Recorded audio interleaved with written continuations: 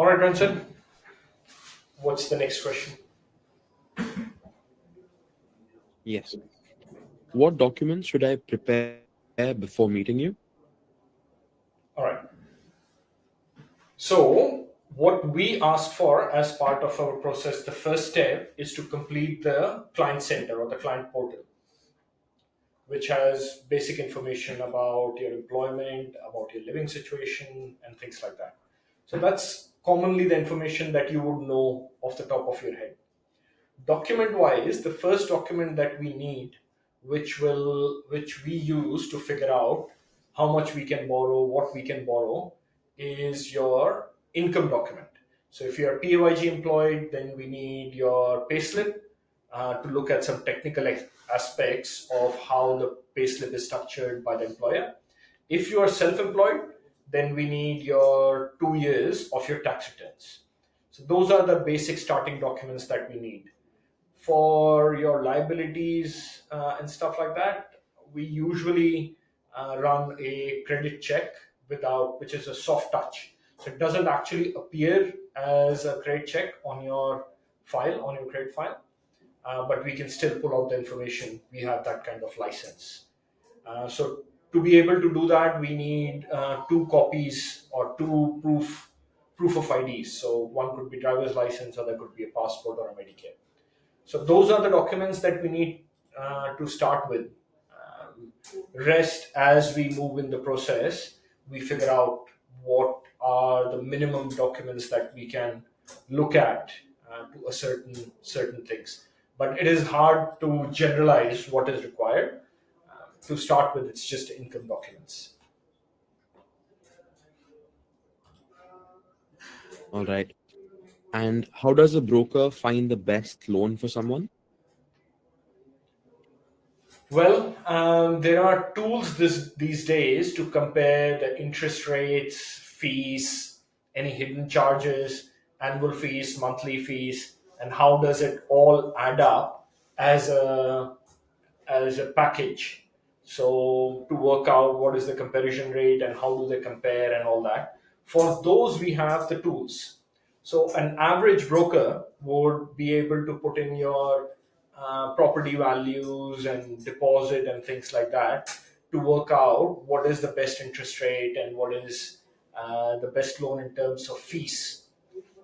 But a specialized broker like us would go into details of policies and which lender works out best to create a property portfolio, which will be future proof, which lender will work in your personal situation the best, in terms of the structuring, the personal situation, and heaps of other things, which there is no tool for as such.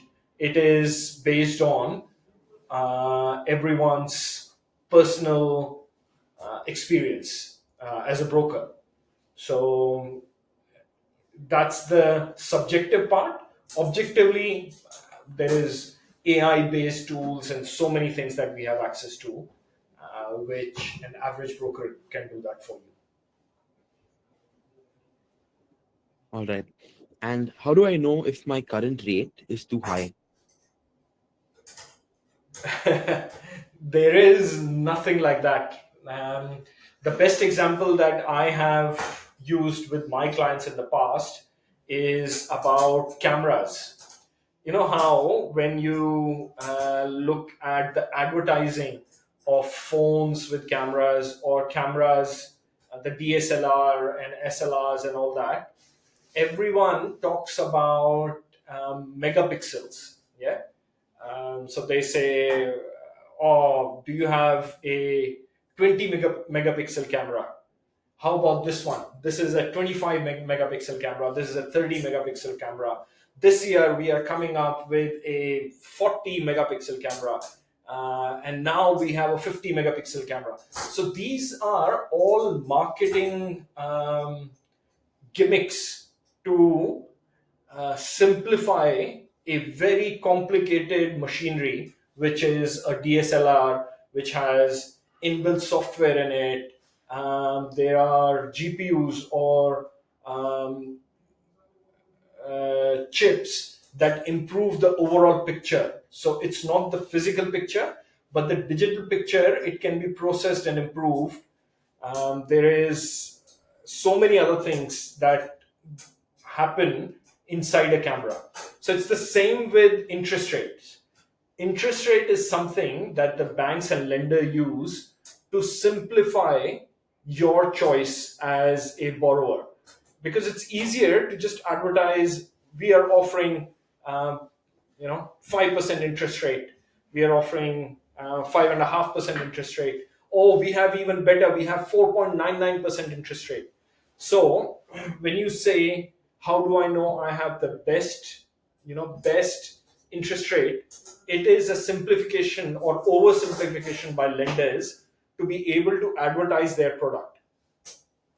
So there is nothing like a best interest rate. A best interest rate that is available to a first home buyer with 5% deposit is way different from a um, PAYG employed um,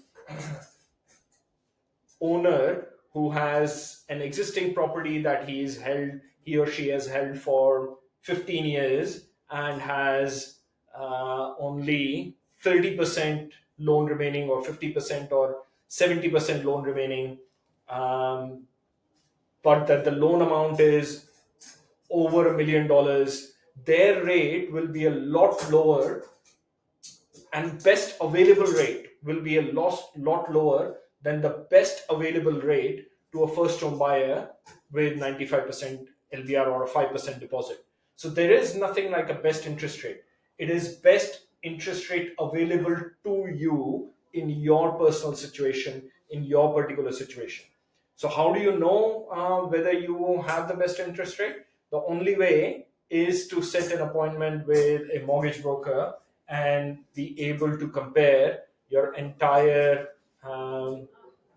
personal situation and work out what is the best interest rate available to you personally, rather than what is the best available rate available in the market. So it can be a lot different. So advertised rates, there could be someone advertising 5.15, and we have that on our panel. We have someone offering 4.99, but it's not accessible to you because of many reasons. The best example at the moment is that if you are buying a 7-star green home or an 8-star green home, then you will have access to that rates. But how many people? Probably 1% of the people are looking for that kind of loan. But to advertise, it looks amazing, but it's not something that you can get in your situation. So that's a good example of what a best interest rate available in the market is, but it has nothing to do with what is best available to you. Next question. Right.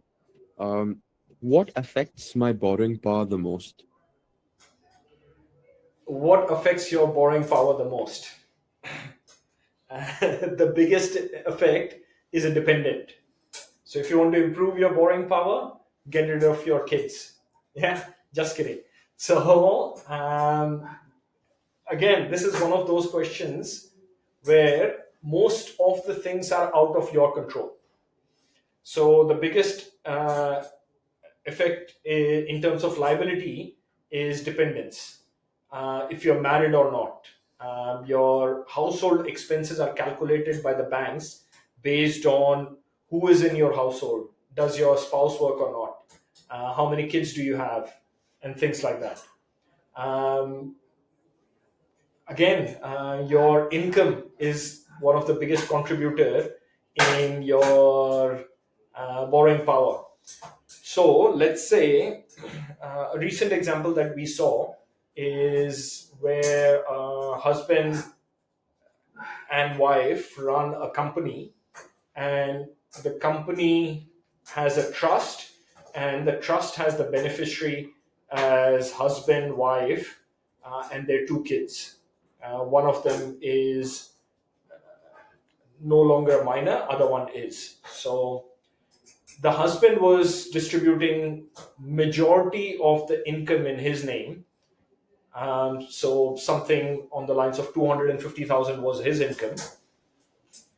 30 or 28,000 was in wife's name, and the adult son had something like 25,000, and the minor son had $460 per year. So this is per year I'm talking about.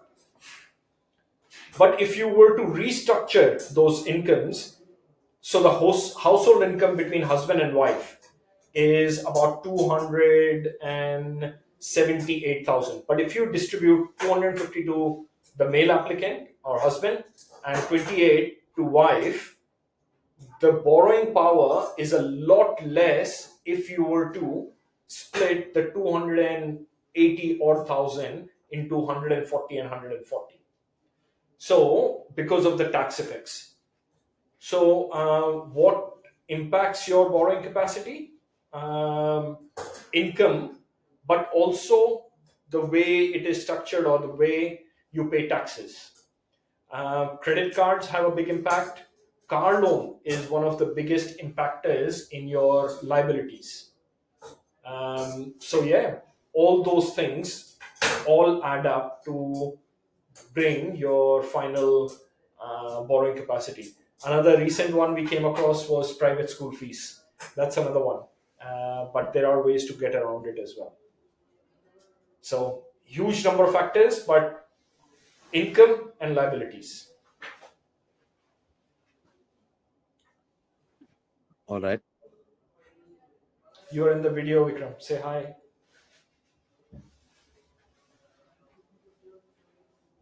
Vikram has come to help me out in the next question. Vikram, can you take a I, seat here, please? Take a seat. Okay.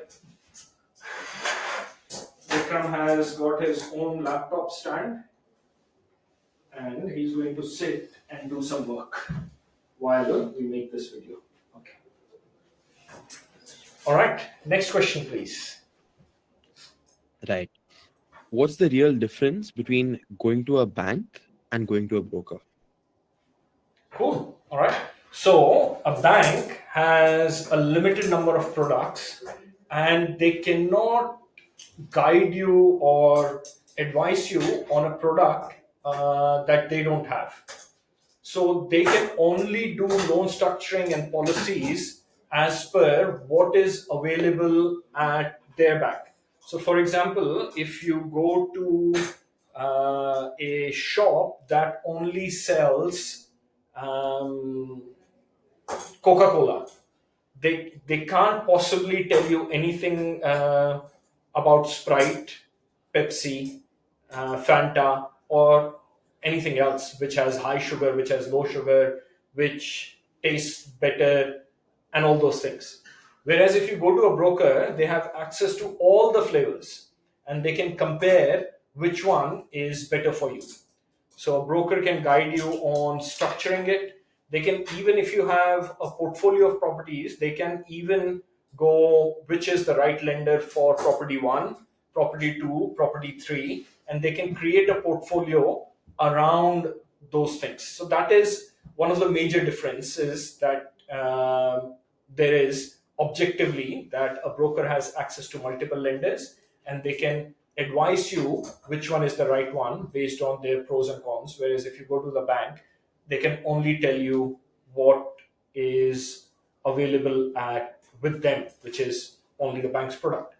Number two, what I my personal experience has been at a bank, the transaction is very sorry the yeah the transaction is very transactional.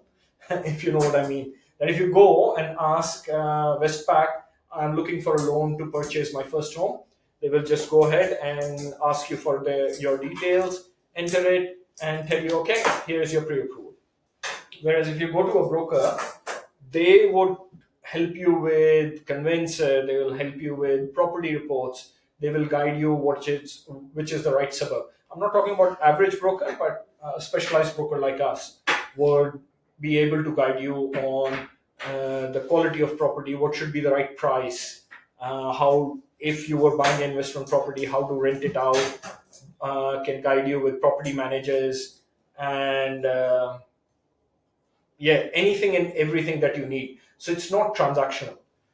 The third factor that I have come across is that if you are with a bank and you have settled your loan, your relationship pretty much ends with the personal banker or the bank manager, these days they are called, or loan portfolio manager, or whoever. The day it settles, your relationship ends till the time you need them again.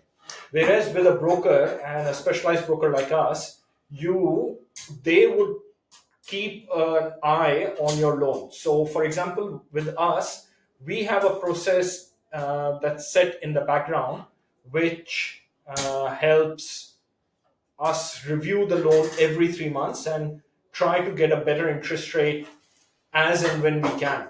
And we do regular catch ups, annual catch ups to do an annual rate review, annual portfolio review, and things like that, which I feel is a great service as compared to, and that's the point of differentiation between a broker and a bank.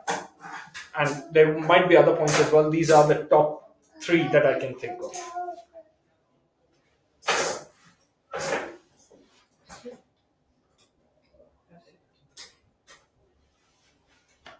All right, next question. Yes. How do you structure loans for clients with multiple income sources?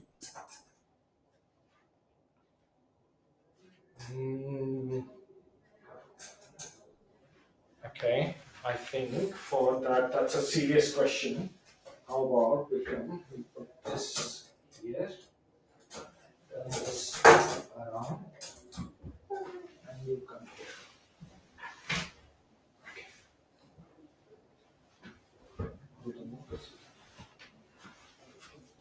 No.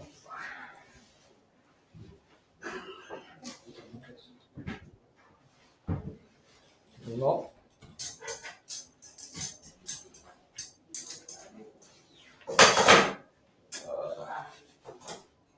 This is.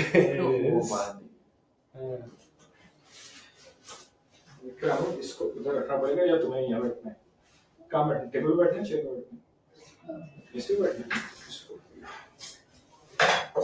ना उसमें आ रहा है video में ना, यहाँ रखने को बोले तो नहीं आएगा। अब नहीं आ रहा। Very good. All right, sorry, Branson, question again, please.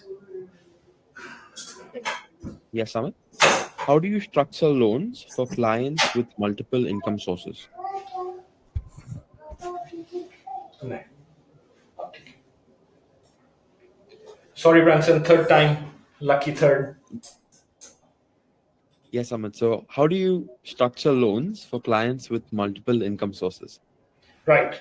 Again, there is no one size fits all. There is no answer that I can give you that will fill all the questions that different people might have based on their personal situation. I would say the loan structuring is dependent on their personal situation, the source of their income. So a different lender might be chosen depending on what their situation is, depending on lender policies. Then we would structure is based on their whether it's a business income and how often do they get income. Yeah, multiple things. No one general advice that I can give you. It has to be a personal advice, and yeah, but it is structured differently. If you have different income sources, if you are in multiple jobs, especially nurses, casual workers, yeah, it is structured differently as compared to someone who has one income source or one job.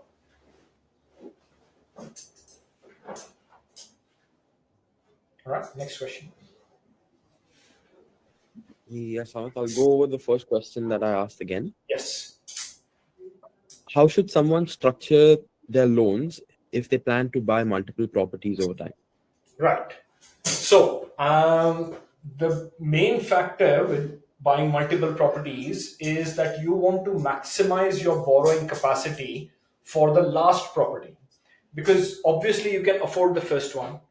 Obviously, with your income, if you are looking at building a property portfolio, you are in a position where you will have the income to buy more properties than one. So, how do we maximize the borrowing capacity and structure it for risk, structure it for longevity, structure it for spending time in the market? So, how would I structure it? I would start with the first property goes to the hardest bank in terms of how they assess incomes, how they assess liabilities, how they assess personal situations. And I'll go with the hardest lender first and structure the property in a way that the loan splits are also optimized for multiple purchases over a period of time. Other than that, I think there is no general answer, but that's how I would start. And then, as we move on to the second property, third property, and fourth property, we would go with the next hardest lender, then the next the other way, hardest, next hardest, and the easiest, something on those lines.